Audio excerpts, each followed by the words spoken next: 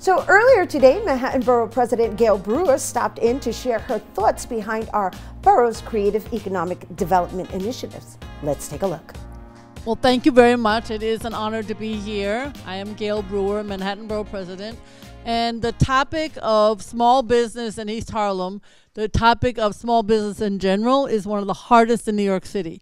So as a small part of the work that was done to rezone East Harlem and the effort of all of you and the community board and the elected officials and certainly the former speaker was really yeoman. No other community has done that kind of input in terms of 2.5 years of constant meetings. So I really want to thank East Harlem. And you looked at cultural, small business, affordable housing, open space. The list is endless, and it really set the bar very high for other communities. Now the challenge is we're talking today particularly about small business. And I want to certainly thank the work that has been done at UnionSettlement as part of the Business Development Center and all the work that SPS has done to give funding through Neighborhood 360. And now the work begins. Because from my experience on the Upper West Side as a city council member, where we curtailed the size of the store, so new banks there can only be 25 feet long, and new stores can only be 40 feet long, usually in a 200-foot streetscape on a block. It doesn't necessarily help with the rent, and it doesn't necessarily help with keeping the mom and pop and the uniqueness of the shops in East Harlem. It helps with the size, but not necessarily with the rent and not necessarily with what goes into that store. And we all need grocery stores, and we all need the local music store and something that's iconic to East Harlem. And when we had the discussion about the rezoning, I kept being the pain in the neck talking about retail, retail, retail. Thank goodness for UnionSettlement, and thank goodness for SBS and the effort that you've done. Because as I walk up and down 3rd Avenue, I see an awful lot of vacancies.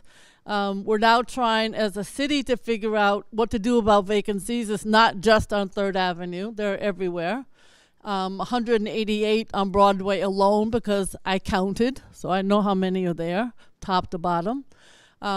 We hope to have a city council bill that says every owner of every building in the city of New York has to tell us when there's vacancy because we need the data. Data is important. When you have the data, then you can look at policies. So in East Harlem, the good news is that you have an opportunity through the rezoning. We're going to continue talking. There's a group that continues to talk. And the good news is you have UnionSettlement. And the good news is you have the funding from SBS. That's a really powerful combination that nobody else in the city has. So that's a really good thing.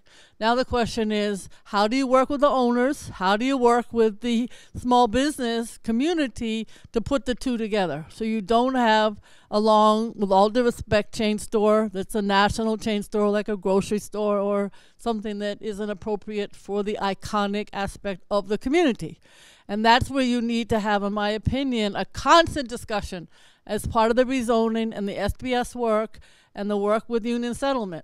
Because I will tell you, I think that the owners, if they work with you, and maybe if you need some sticks as opposed to just carrots about the size, maybe that's something that we want to work on, then you can have a discussion about what kind of store goes in there, and then maybe there could also be discussion about the rent, because you can have a small store, but if the rent is too high, you're going to get a Verizon or some other, they probably pay for M&M, sorry, some other kind of small store that wouldn't be a chain store, which is what you're looking for. You need a balance, right? And you just don't want to go over the balance. So I'm here to say you have a wonderful opportunity in East Harlem between the rezoning, the possibility of the funding and the possibility of working together.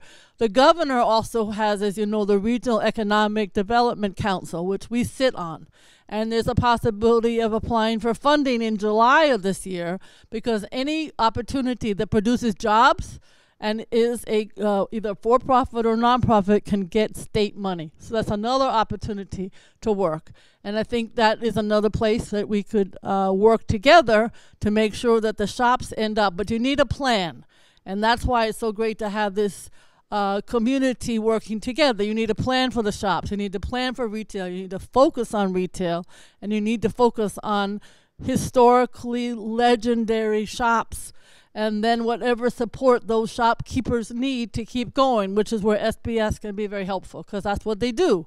And then you need to work with the owners to say, listen, maybe we could work, how can we work together? Not on every single instance, but how can we work together so that block after block has a kind of iconic. When you have a new development, you have to be very careful. The banks love to say, you have to put in a credit-worthy tenant. That's what the banks love to say, and then we'll give you financing.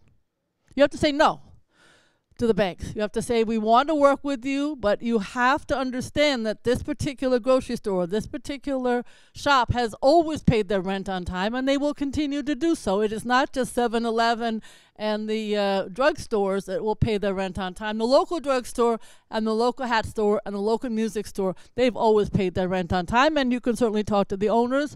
And we at SBS, I'm making this up, will back you up. So this is the kind of discussion that has to go on, and it has to be very retail and very local, and it has to focus on a block-by-block kind of strategy.